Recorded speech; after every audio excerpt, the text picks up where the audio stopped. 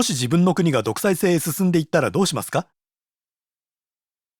一人の男に権力が集中したらそれを止めようとしますか？その相手が親しい友であり仲間である場合はどうでしょうか？これが古代ローマの元老院議員マルクス・ユニウス・ブルトゥスの悩みであり、それは紀元前44年、ユリウス・カエサルが暗殺される年でした。ブルトゥスにとって歯止めのない権力への抵抗は政治的な理由だけではなく個人的な理由がありました。彼は傲慢王を追放したルキウム・ユニウス・ブルトゥスの末裔だと主張していたのです。祖先であるブルトゥスは自ら権力を手にする代わりに人々に二度と王政を許さないことを誓わせたのです。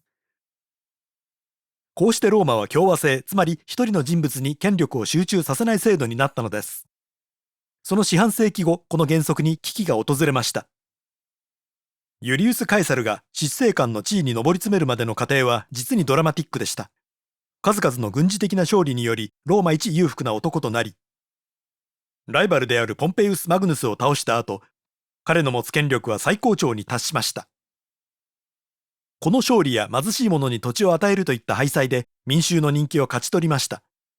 すると元老院議員たちはこぞってカエサルの名誉を称えようとしました。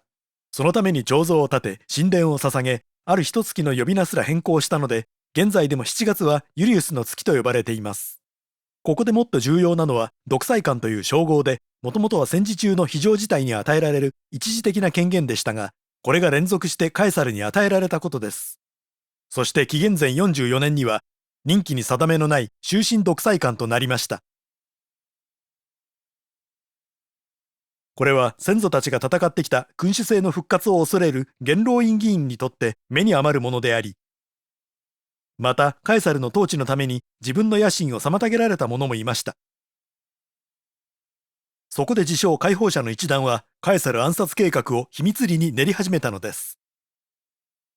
一団を率いたのは元老院議員のガイウス・カッシウス・ロンギヌスとその友人たち、そして義兄のブルトゥスでした。ブルトゥスにとっては厳しい選択でした。悲運の内戦時にブルトゥスはポンペイウス側についていたのですが、カエサルは個人的に介入して彼の命を救いました。恩赦を実施しただけでなく、親しいアドバイザーとして認め、重要な地位にまでつけていたのです。ブルトゥスは父親同然の相手への陰謀を果敢にためらいましたが、しかし結局カッシウスの熱意とカエサルの野心に対する自分の恐れが勝ちました。3月15日にその時は訪れました。次の軍事遠征出立前の元老院会議で、60人もの陰謀者たちがカエサルを囲み、トーガに隠し持った短剣で四方から襲いかかったのです。言い伝えによるとカエサルはブルトゥスの姿を認めるまでは激しく抵抗したそうです。シェイクスピアのおかげでブルータスお前もかがおなじみですが、実はカエサルの最後の言葉は謎とされています。何も言わなかったとも言われているのです。息子よお前もかという言葉も残されているため、ブルトゥスは実はカエサルの子ではないかという憶測が生まれました。注目の一致を見るのは、カエサルはブルトゥスの姿を認めると顔を覆い抵抗を諦めたということです。カエサルは23回刺されて地面に崩れ落ちました。ブルトゥスとその一団にとって不運だったのは、その間でカエサルの人気は絶大だったことです。多くの人が有能なリーダーであると認めており、首謀者は腐敗した貴族に過ぎないと考えていた。カエサルの暗殺によりローマはパニック状態になりました。他の元老院議員の多くは逃げてしまい、暗殺者たちはカピトリーノの丘に立てこもりました。カエサルの友であり共同執政官だったマルクス・アントニウスは素早い行動で優位に立ちました。数日後のカエサルの葬儀で熱弁を振るうことで群衆の嘆きと怒りをかきたてたのです。その結果、解放者たちはローマから追放されました。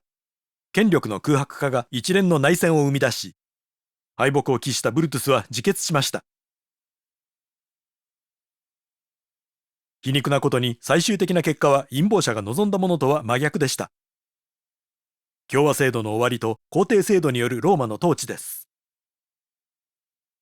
カエサル暗殺をめぐる意見は最初から二分されていましたが、現在もそれは続いています。ブルトゥス自身については歴史に残る人物がこの矛盾する存在に触発されました。ダンテの新曲では、ブルトゥスは煉獄の中心で、その裏切りの罪によりサタンに永遠に噛まれるのです。しかしスイフトのガリバー旅行記では、比類なき高潔さと慈悲を併せ持つ人物の一人とされているのです。ブルトゥスに対する評価は、独裁制に戦いを挑む無視の人物と日和見主義者に分かれていて、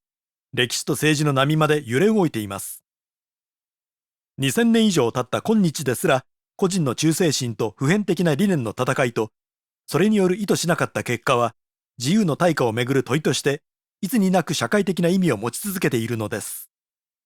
テッドエドは可能な限り多くの言語で、質の高い教育コンテンツをできるだけ多くの人々に無料でお届けできるよう努めています。